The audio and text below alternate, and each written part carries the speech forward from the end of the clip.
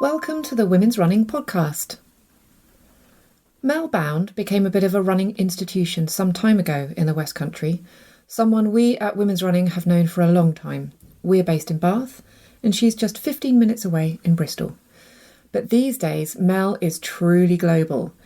She set up This Mum Runs a little over 5 years ago, and in that time she's gone from leading a modest running group to inspiring thousands of women globally to run regularly for their physical and mental health. This Mum Runs is now the largest running community for mums.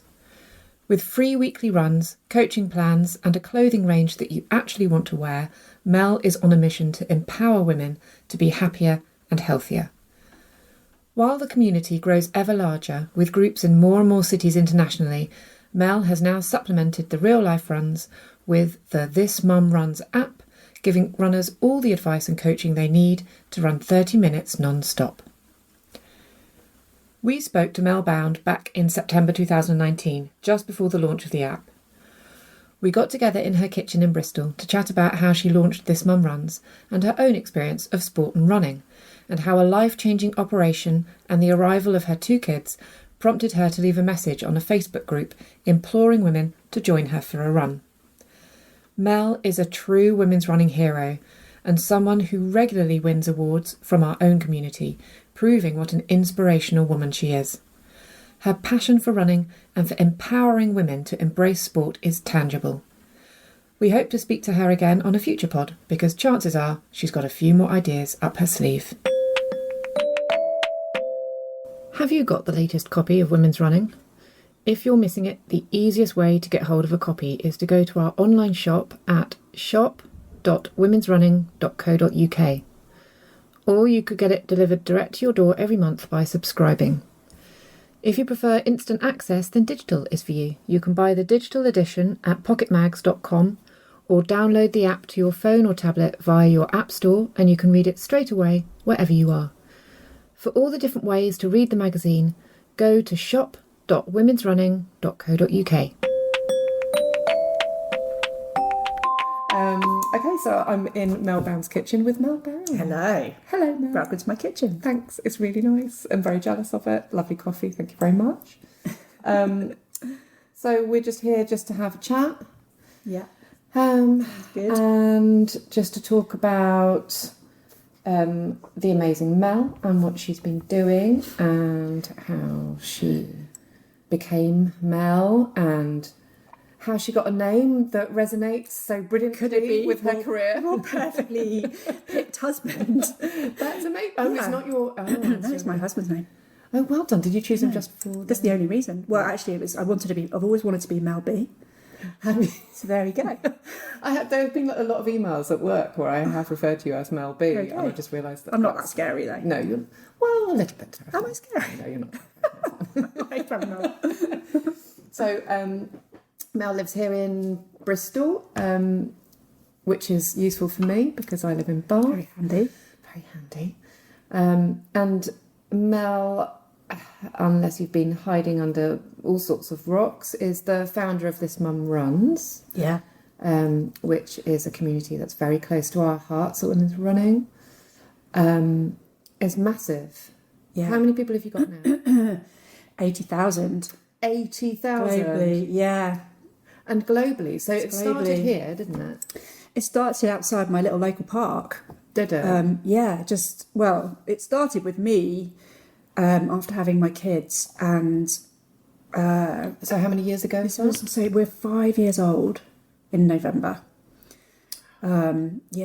Which is actually crazy because I have a 5-year-old, so it's hard to imagine doing this with him when he was still a baby and I was still at home on maternity leave.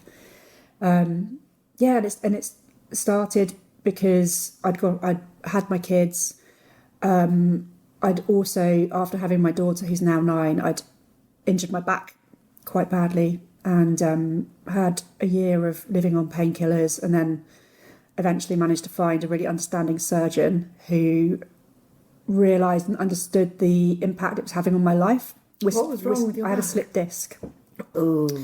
But it was impinging on my nerve in my leg.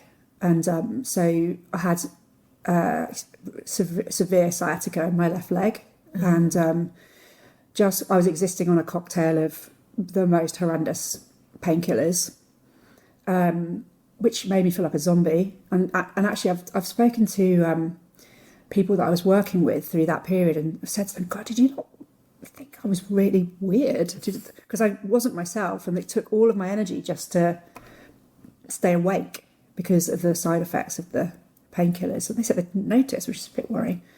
But so that it was a kind of year of existing with the pain, and then the physio I was seeing said you need to see a neurosurgeon, and that had never even occurred to me that was what might need to happen. No.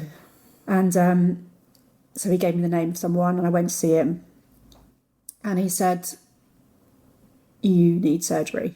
And he actually put me to the top of his emergency surgery list. Which is quite rare with slip discs, is it? I think they operate as a last resort. Yeah.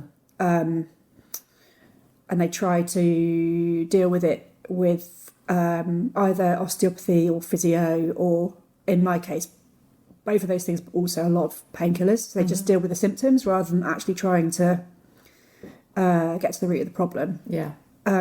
So I paid privately for a scan, paid privately for the appointment. I was lucky to be able to do that. But the surgeon put me to the top of his NHS list. Wow. And within 2 weeks I was in, I'd had the surgery. What do they do? They removed the disc. Really? Do they replace it with anything, or does that mean it's just bone on bone? It's fused, yeah. And he also did quite a lot of, because there was so much damage in the sheath around the nerve that he needed to clear all of that out as well, because it was just basically squashed, which is why I was getting so much pain in my leg. Ouch, yeah. Yeah. So he sorted all of that out, and I woke up and there was no pain. But I'd lost a lot of confidence, and also I was horrendously unfit because I'd stopped doing any exercise because of having children, but also because I was in pain, and so I couldn't. And so then that started a year of rehab. I had an amazing trainer locally, and she built me up, built my confidence up. Also, we did a lot of work on my core and my lower back strength. And but what I really wanted to get back to was running, and I was terrified that it was all going to happen again. And I remember her saying to me, "Look, you're strong enough to do this now." I was like, but I'm so scared. Whatever happens again? I'm so unfit, and I didn't know where to start. Yeah. And she said, you just need to find another mum that feels as unfit as you, and that can do this at the same times that you have available, which, let's face it, when you're a mum, are either late at night or early in the morning.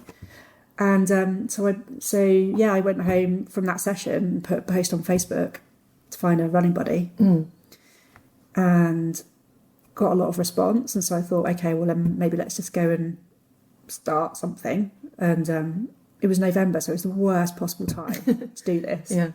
And the night we'd agreed to meet, it was raining, it was dark, something good was on telly, and I said to my husband, oh, maybe I'll just stay home and have a glass of wine instead. And he was literally pushing me out the door, and I didn't think anyone would turn up. And 75 women turned up to that first meeting. That is amazing. Which was quite a moment. I mean, to be fair, your Facebook must be pretty toppy if you get 75 women out of that. It wasn't my personal Facebook. Was it not? No, it was into a local mums community on Facebook. That's incredible. Yeah, so these weren't women I knew. These were just women that were desperate to run. Yeah. Yeah. And they kind of looked at me and were like, wait, what are we doing? And I was like, I don't know. Should we just go down the road a bit?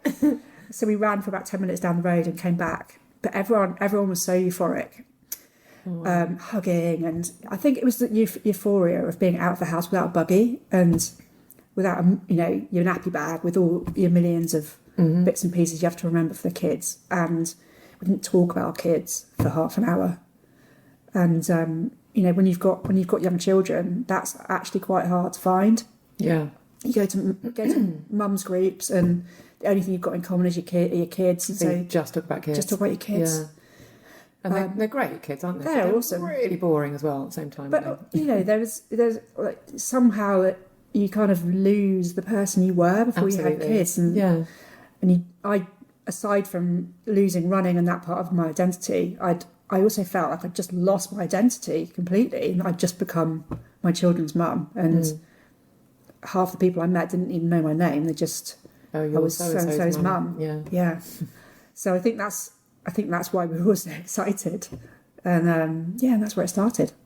That's amazing. So, what was your running like before then? Oh, that's what we were going to talk about. We were going to talk about school. I want to know about your experience of school, because I think your experiences of school and as sport generally it's probably vastly different from mine, for instance. But I know that it's something that, because we were talking about this just the other day, weren't we? And it's something that I'm passionate about exploring with women's running and the readership. Kind of trying to get to the root of girls at school and having this terrible experience, which either makes them not do sport or stop doing sport for a really long time. But I think people's experiences can be equally bad. Girls' experience can be equally bad for very, very different reasons. Like mine was bad because I wasn't sporty. No matter kind of my height, everyone will look at me and just go, "Oh yeah, you've got legs, you can run." Goalkeeper. Yeah, exactly, all of that. Yeah. But I was also asthmatic. That didn't help. So I was also chronically asthmatic. And it's not easy being wheezy. It's not easy being wheezy. And this is back in the day before inhalers. I don't know what medication you had when you were a kid. Really? I did not have inhalers. I won't say what it involved, but it was not an inhaler. Wow. Yeah, so it was hard, but luckily I had a very enlightened GP who said to my parents, actually the best thing you can do for her is get her as active as possible. So my parents embraced that, and every possible opportunity to get me active, that's what they did. Were they quite sporty? No, neither of them are sporty. But they, obviously wanted they wanted to help my asthma, and so that was the start of it. But also, I went to a primary school, just a kind of bog standard state primary school, but that happened to have a dedicated PE teacher, which is very rare.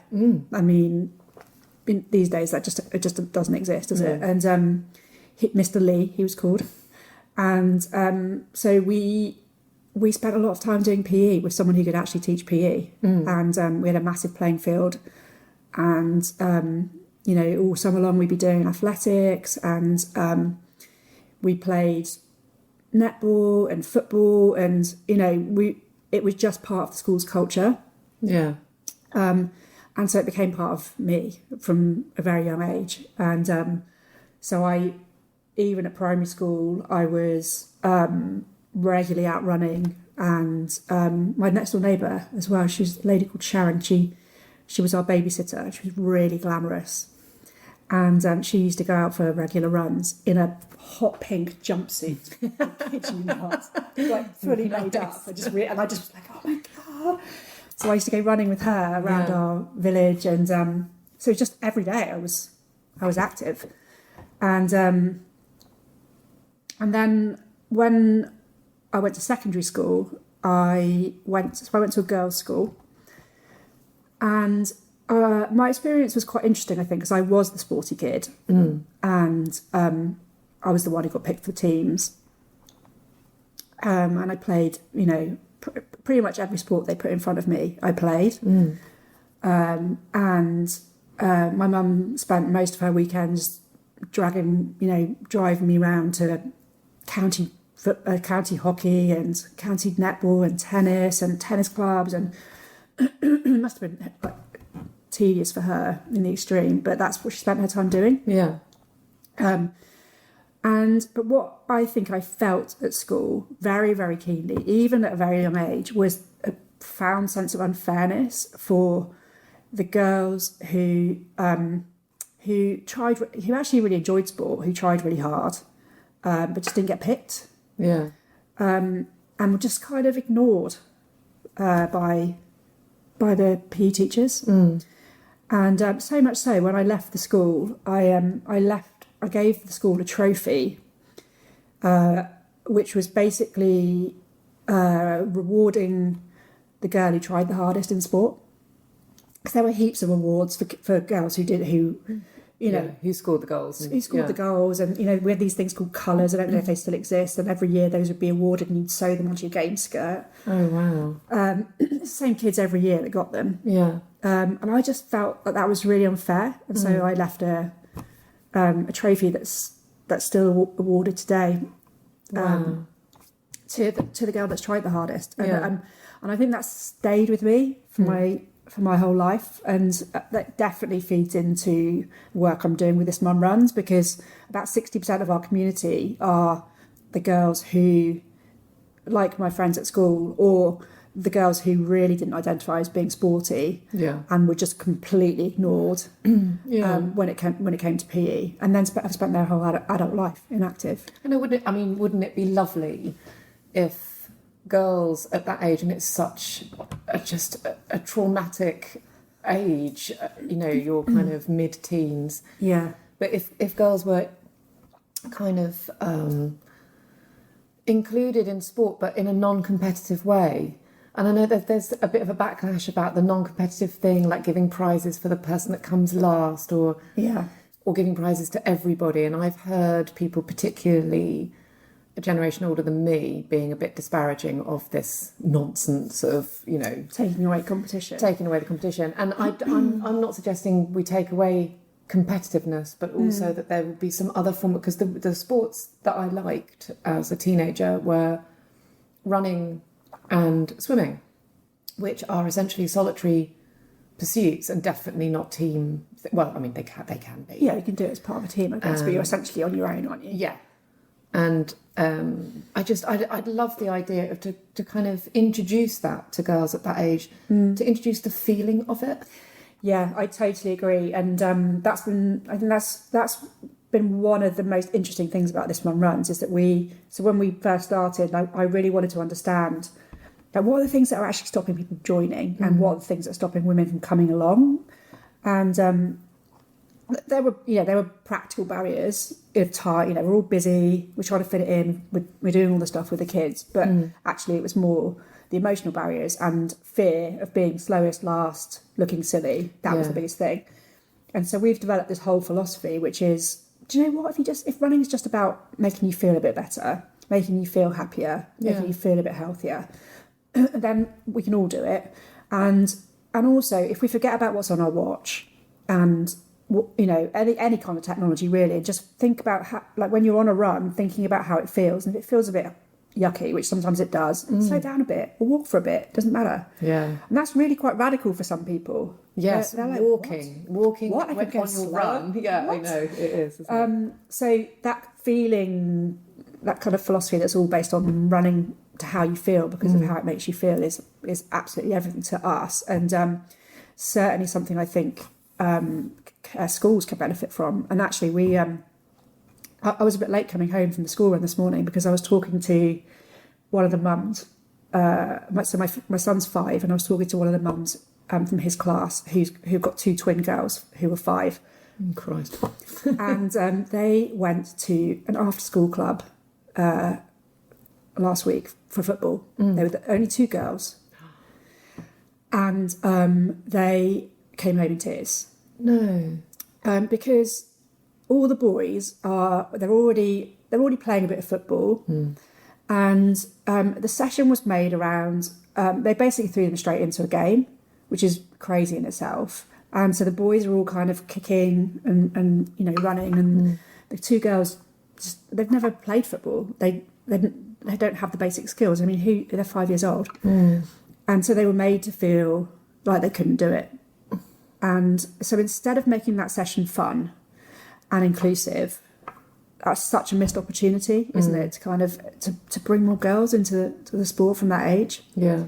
So that's something I'm working on, both with kids at primary school age, but also girls when they get into teenage years. And I mean that's a whole different ball game, isn't it? And whole different ball game. But then it's about, because of the women that both of us work with, it's kind of educating women of our generation to educate their daughters, kind of, or to kind of persuade their daughters that... that's why I think the work we're doing with mums is so important, because actually if mums are active, their daughters are 80% more likely to be active as well. I mean, that's massive, isn't it? I think it's absolutely huge. I mean, I have a son. My son is 6, and he's not a team sport player, just as I wasn't. That doesn't mean that he won't be, but at the moment he's not. But he has been very interested in my running. So we've done a couple of junior park runs. Yeah. But that makes him feel exhausted, so he's stopped and has still quite far for 2K, isn't it? 2K is still, he still would prefer to just stay in and play computer games and chess. But that's him. But my daughter, who's 4, almost 5, she's desperate to do park run, and I'd kind of not done it with her because I thought, oh, she's too little and everything. But she keeps on seeing me do it, and she's desperate to do it. That's amazing. So, fine, okay, take her and do it. Do it. Yeah. Even if we have to skip round. Yeah. There'll be what she'll do. This is what my daughter did when I first started taking her. Is that she'll be totally overexcited.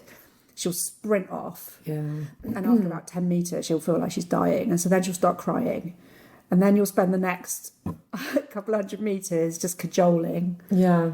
So the thing I work on with, so that when I do junior park run with my kids, and I run. My daughter's 9, so she could do it on her own, but we still run it together. And I just talk to her all the way around about listening to how she's feeling. Yeah. And starting to recognise in herself when it feels too much and just slow down. And the goal with her now is always just to keep running the whole 2K. Even if she's getting slower every week. Yeah. Doesn't matter. She's actually getting faster every week by doing this, but it's not really about that. It's more how do we keep her going? Yeah. And how do I help her to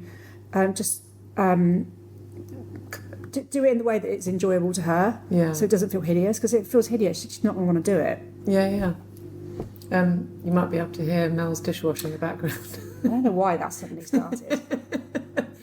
It's not even on. Oh, it's having a think about things. It's reminding me that I've forgotten to do the washing up. There we go. What I was going to ask about was, because this is only 5 years old, but it seems to have gathered an enormous amount of pace. You've got such a huge following, and you said it's a global. It's audience. Global, yeah. So that's actually been a blessing and a curse in some ways, because there's been so much interest in our online community, but particularly in our offline community, because that's really what we're about. It's creating these really amazing networks of mums, hyper-local networks, so that women have got local women to run with and to connect with, and build relationships with and get support from.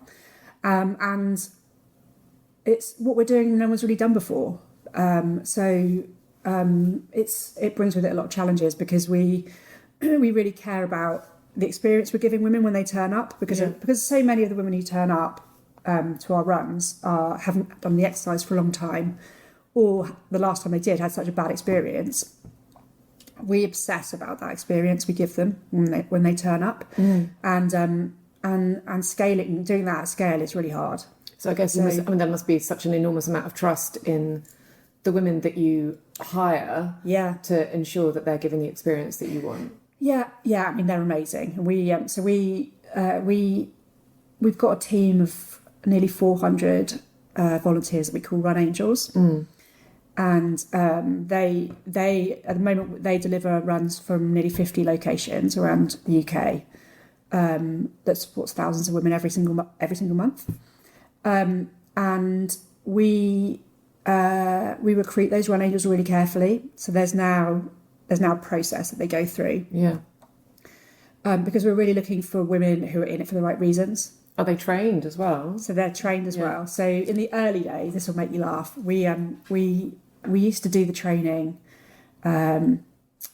face to face, and we'd trek around the country in my car, and I'd literally have to unplug my TV from my lounge and put that in the boot of my car, And we'd trek around to different venues, and these women would turn up, and we would deliver a day of training. Oh my God. It was awesome. It was awesome. Like we learnt a lot from it. And every time we did it slightly better. We learnt something each time. And then obviously you can't scale that. Yeah. So we took all the learnings from the face-to-face training, and we built that into an e-learning platform, which we've also just won an award for, actually, which we're really super proud of. Congratulations. Yeah, so Jo and my team has been responsible for that. That's been such a labour of love. And she started, she was involved with TMR as a volunteer for 2 years, but supporting me to develop that training. And then as soon as I was able to afford to, she came on board as my first member of staff. So when did she come on board? She's been with us formally for 12 months, and her job, so she's head of people, and her job is to manage our volunteers. That's a good title, isn't it? Right? And I want a title like that. She's and you can imagine a better person for the job as well. She's awesome. And so it's her work creating that e-learning platform, and which means we can train our angels much faster. But what's brilliant about the training is there's practical stuff in there. So we show them how to do a warm up and a cool down, and how you keep a group together and that sort of stuff. But there's loads of content in there to help them understand the psychology of the women who turn up and how they're feeling. And there's some brilliant videos from women who've been supported through these runs. Yeah. So loads of kind of impact. So they see the impact of the stuff they're going to do. So they understand their value in what we're delivering. And it's really all about them. So once they've completed that training, they become an angel, and then they have to lead 3 runs with us until they get their wings. Oh my God, it's like being a midwife. I know. And then they get a t-shirt with some wings on the back. I've seen the t-shirt. It's awesome. Yeah. So it's quite involved, and it's taken. And you kind of think, oh, you're just organising a few runs every week. Well, actually, we're running thousands of runs every month. Yeah. And so, how many are you training up? A month or a year? We had some funding from Facebook last year because we were recognised by Facebook as being one of the top 100 most influential communities in the world. Yes, bit of a mouthful. Absolutely quite amazing, exciting, which is amazing. Which brought with it some funding, and the funding had to be used to connect people in real life. So for us, that meant being able to offer more runs in more places. So we over the last year, we've trained probably 250 volunteers with that funding. Where are they? So that's been some in Bristol and London, but we also launched into Cardiff. So there's 50 or 60 Run Angels in Cardiff, and we've launched into 8 locations, working with the military mum community. Yes, I was going to ask you about that. I did read about that. That's brilliant. I mean, it kind of it was an opportunity that came to us. So there was a mum in our who was part of our wider community that approached us and said, "Look, being a military mum is really hard. Yeah, it must be incredibly isolating." Yeah, and I hadn't really thought about it until we spoke with Roz. But they move house every 2 years. So every 2 years they've got to resettle their kids, find new schools, nurseries, whatever. Make a new bunch of friends, embed themselves in that new community again, and then they move again in another 2 years, and it's on and on and on. So there's much higher rates of postnatal depression for military mums. Wow. So we were like, of course we want to support you, and so she came on board, and she's been absolutely amazing. And with her support, we've trained a bunch of military mums as Run Angels, and they're running from 8 locations. And to be honest, we could be on every base in the country. That's what the need is. It's just having the funding to recruit and train the angels and kick them out. Yeah. So what are your ambitions then? So I mean, they're pretty humble. we want to have This Mum Runs communities, in real life communities, in every town and city in the world. That's quite pretty humble. Yeah, it's pretty humble. But you said you're global already. Yeah, so we're global already. And which countries are you active in? Well, it's an interesting question because we also sell merchandise, and we've shipped our products to 31 countries.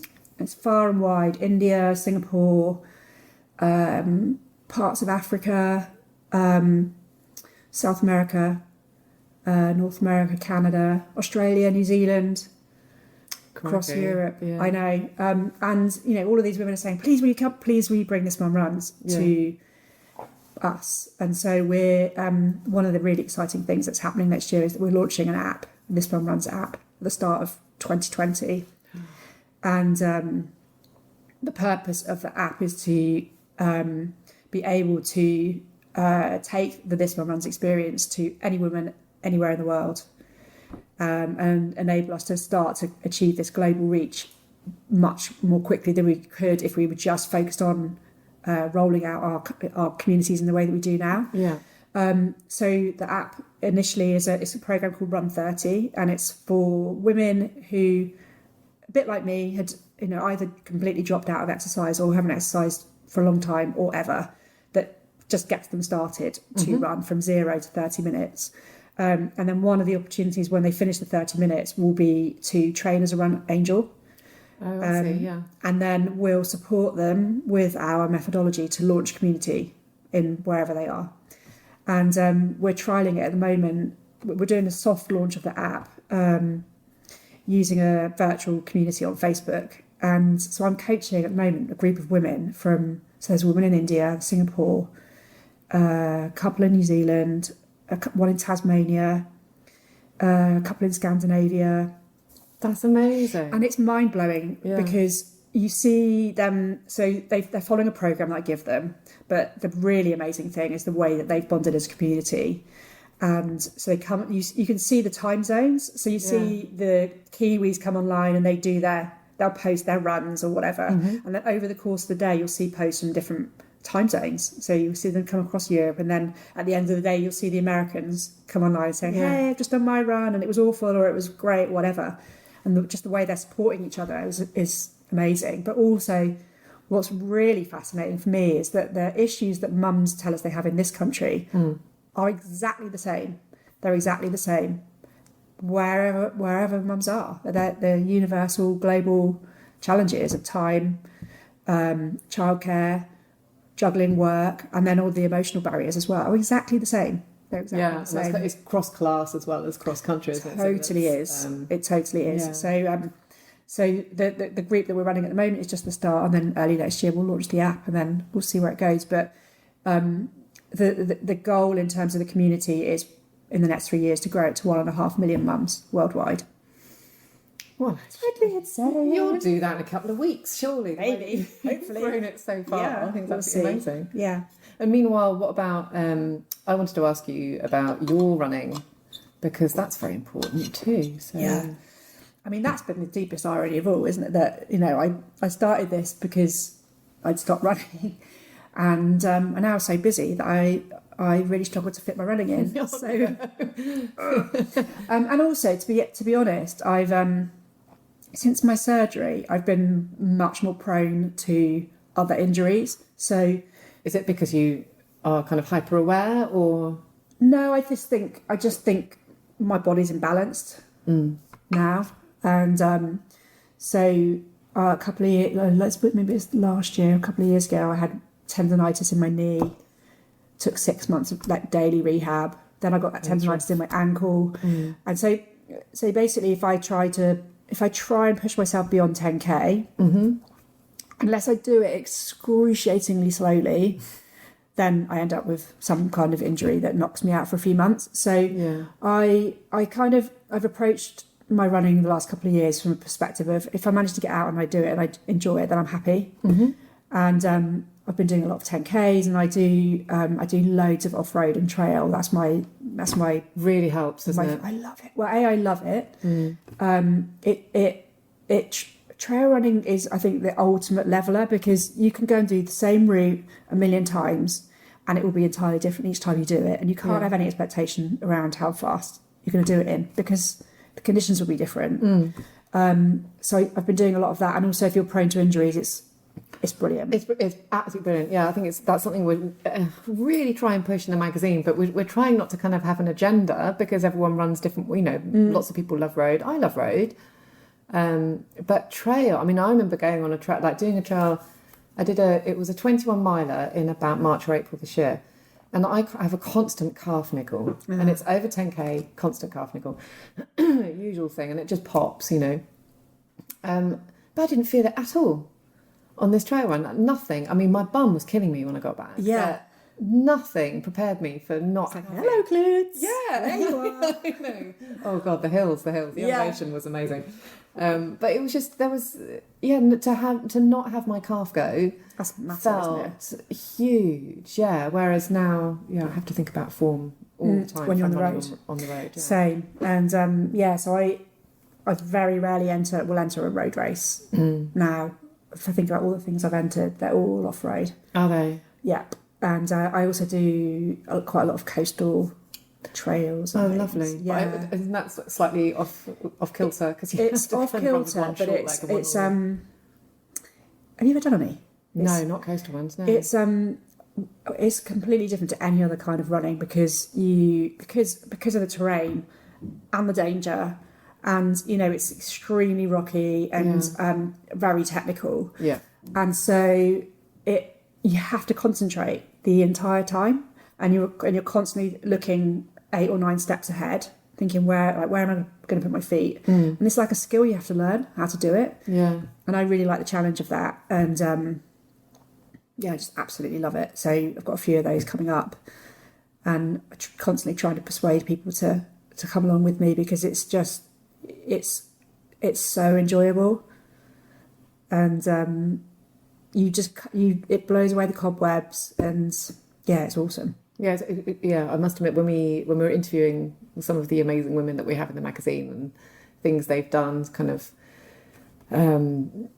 fell running and trail running and sky running and stuff like that, where you really, really have to consider where you're placing your feet, and a lot of the injuries can happen on the way down rather than the way up, can't they? And, my very first experience of doing it, I did it was an Endurance Life coastal half marathon in Devon, and I pulled a face then. I know it sounds hideous. Endurance Life. Yeah, I know. It kind of definitely does what it says on the tin.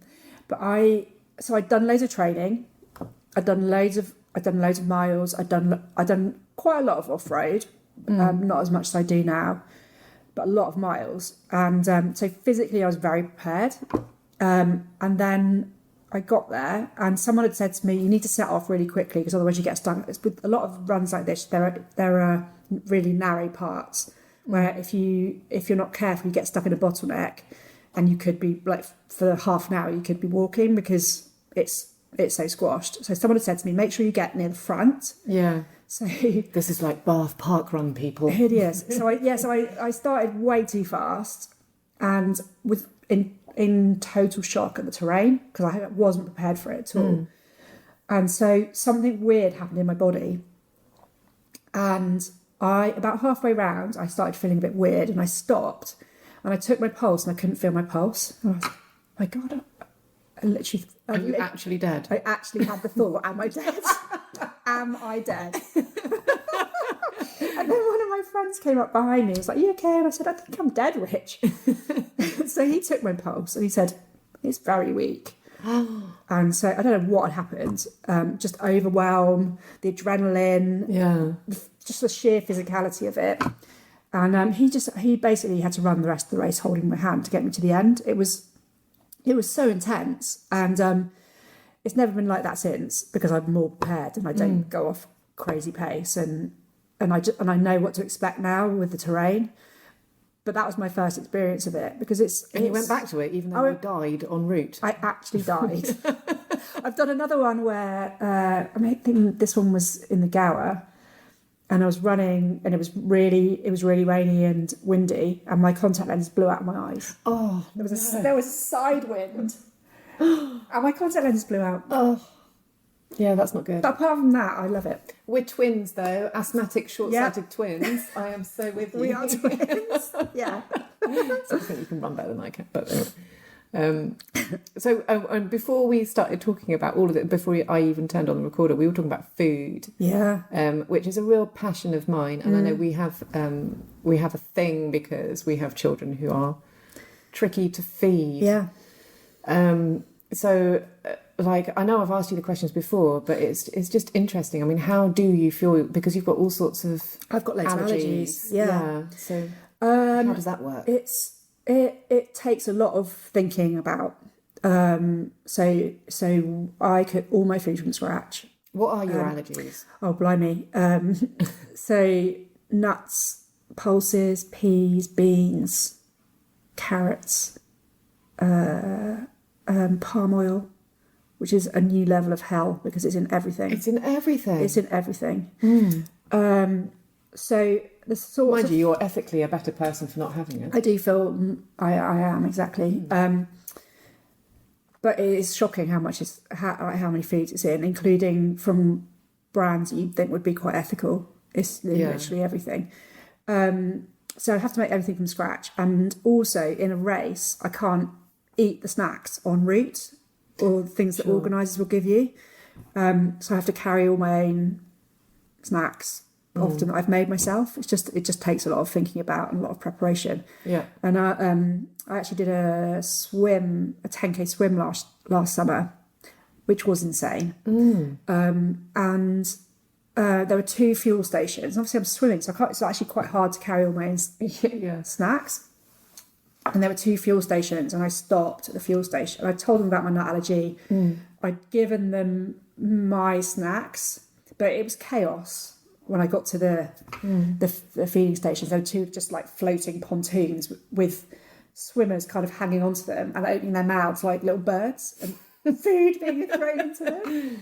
And I got there, no one knew where my snacks were. They had, and then they had bars that had peanut butter in, and even the water bottles they were kind of handing to the swimmers, and the swimmers were having a bit and then putting them back.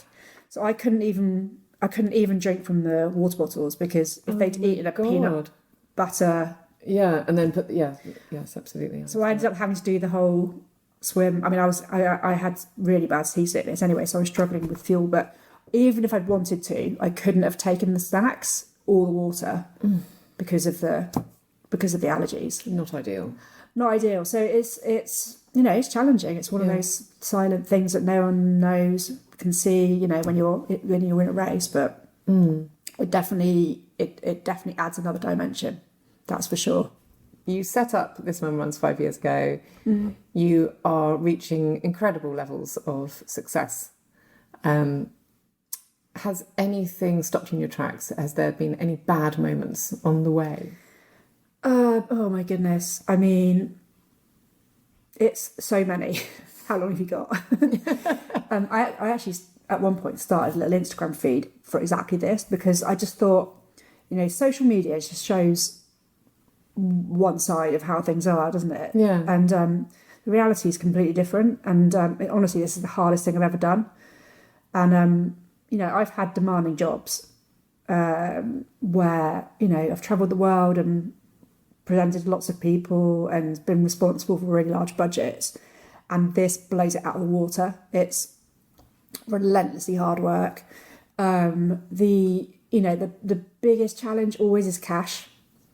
You think what we're offering is an online community and free runs. Maybe it doesn't take a lot of money. Actually, it does. And so there's constantly pressure to raise money, funding, investment. Pretty much every year for the last 5 years, that's been part of the process. And in the beginning, I'd never done that before. So I'd have to go and present to a bunch of investors. I'd never stood in front of a bunch of investors before. There was one particular occasion where I had 3 minutes to pitch. 3 minutes. I mean, imagine actually selling your organisation in 3 minutes. I've heard about those. That's terrifying. Yeah. And so I'd learnt it. I inflicted the pitch on my kids about 1 million times. And I'd even gone into the park and practiced it on complete strangers, because this was a massive fear for me. Yeah. And I stood up, I started speaking, and I got brain freeze. Total brain freeze. Literally, my head was empty. Oh. And then I managed to recover it, started again, then I got brain freeze again. So that was quite a moment. What did you do? I got the money. Though. Oh my God. Somehow, the stuff I managed to get out of my mouth did okay. But, Yeah. It was terrifying. It was horrendous. So, you know, that's really, really tough.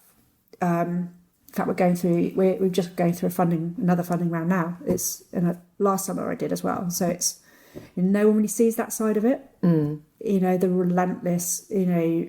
You're just constantly pitching to raise funds. Constantly pitching. Which yeah, like is that I'm comfortable doing it now, but in the beginning, you know, it's very, very out of my comfort zone. I think also I didn't know when I started this, I didn't set out to grow a community and have runs in 50 different locations. I set out to meet a few mates in my local park and go for a run. And so, you know, learning how to do that has been really challenging. And actually, I've just been part of this program with Facebook, and they flew us out to the States, and there was 100 of us from 60 countries. And in the first session, they one of the things they were trying to help us do was communicate our impact. So a lot, you know, all of the communities that were there had social impact. So Facebook wanted to help us to communicate that better, and the part of the process was being able to tell our own personal story. Yeah. And so we sat in a room. I didn't know these people, and they were asking us to share our deepest vulnerabilities, I guess. Oh God. Yes, all the Brits were like, oh God, this sounds like therapy. Oh, don't make me do this. Please don't make me do this. Yeah. Whereas all the Americans are like, this is me, and literally sharing for an hour and a half and crying, and all the Asians are like, what is this? Oh my God. This is just out of our... So, yeah, I had to do it, and, you know, it was sharing stuff that none of us would probably share outside that room. But that was very, very difficult and very challenging, but it's been part of my journey as community leader, where, you know, you learn that, you know, for people to be engaged in your community and to share their stories, you have to do the same thing. Yeah. So it's like being a counsellor, isn't it? It's a little bit like being a counsellor. So yeah, that's been quite challenging. But I think overall, I mean, there's many, many, many challenges every single week, but I think the overriding thing that gets me out of bed in the morning is that we're making a difference to every single woman that's in our community. And so I think when you've got that overriding purpose, it sounds a bit worthy. No.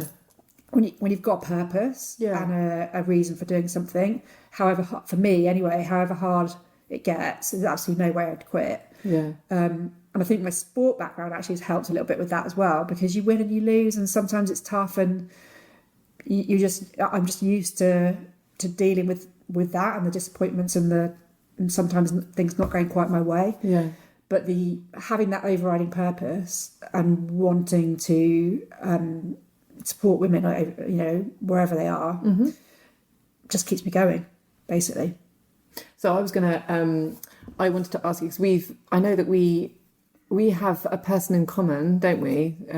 Because I know someone that joined This Mum Runs a long time ago. But I wanted to ask you what your favourite story is of the women that have joined This Mum Runs. Do you have a story that springs to mind of a woman who has kind of transformed her life, or because there must be so many of them? Yeah, I mean, it's quite overwhelming at times, actually, because, you know, one of the great things about the community is people sharing their stories, but also one of the hard things is people sharing their stories, because when you're an empathetic person, you then absorb all of that. Constantly weeping. Yeah, this kind of, I literally am. My daughter's like, "Mummy, you crying?" For God's sake. So yeah, there are thousands, but which is one of the things that makes it so amazing. I often talk about there's a woman in our community called Claire, and she was really overweight. She was the kid at school that was not sporty, and her kids, she's got 2 daughters, her kids were being picked on because she was overweight. So they were these kind of bullies, I guess, were calling her names to her daughters. And when she heard that was happening, we can imagine how she felt about that. Yeah.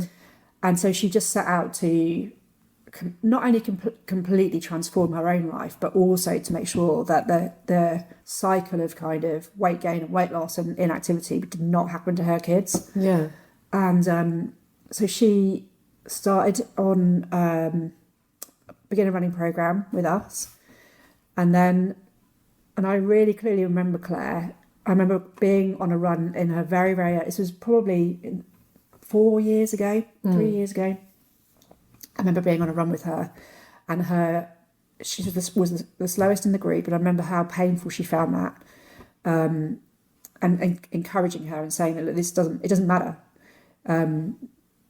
Everyone's going to leap with you and stay with you, and it doesn't matter who's the slowest or the fastest. I really, really clearly remember that. And anyway, she then went on to become a run angel. So she was running regularly, and since then, she's completed half marathons. She's completed triathlons. Oh my God! Regularly does triathlons. That's hardcore. Hardcore. She's hardcore. Her daughters. I mean, her daughters were quite active. They go to a school they go to an all-girls school, and they embrace, but PE is really well delivered. But they go orienteering as a family. They go away for weekends and enter events together. Yeah. So it's transformed her life. It's transformed her life, and it's transformed their family's life because of the things they now do together. Yeah. And her daughters will go and watch her in triathlons, and she takes them to hockey matches, and it's just part of their family, the fabric of their family. Yeah. From being someone that had long-term inactive, and in fact, she's published a book about her experiences. Yeah. So what's it called? It's called Chunky Runner. And she's got a really great blog as well. So she shares, she writes about it. She's got a lot of quite famous followers, actually. So she's just been and done the Great North Run with Niall McAndrew. Wow. How cool is that? That is really cool. Yeah. It's really cool. And just testament to the power of running, but the power of community. Yeah. It's just enjoying it and supporting and nurturing each other. And taking pleasure in, other people's achievements. Yeah. I mean, it's so rare these days, isn't it? But isn't that wonderful? Yeah. Yeah. Yeah, it is. It's very cool. And I think that's probably a really good place to end That's a wrap. Amazing conversation. Thank you very much, Mel. It's a pleasure. That was awesome. It's a pleasure. I'm pretty sure that won't be the last time we speak to Mel on this podcast. There's so much more to talk about. And I'm sure she's dreaming up the next way she can support women to run whenever and wherever they can. I hope you enjoyed our little pod. There are more on the way. We will be chatting to runners you know and runners you don't know. But all of them are awesome women, and all of them will keep you entertained as you run. At Women's Running, we want to inspire you to run, whether you've never run before or you're training for your 5th ultramarathon. We think that women who run need a space for themselves, and we want to be that. Every month, we talk all things running and all things women, from training plans for specific distances to interviews with incredible runners, ideas on how to improve your running and remain injury-free, to delicious recipes to fuel your running, and tons of advice on women's health. The easiest way to get hold of a copy is to go to our online shop at shop.womensrunning.co.uk. Or you could get it delivered direct to your door or to your inbox every month by subscribing. You can buy the digital edition at pocketmags.com or download the app to your phone or tablet through your app store. For all the different ways to read the magazine, go to shop.womensrunning.co.uk. Do join us. We would love to have you with us. Happy running.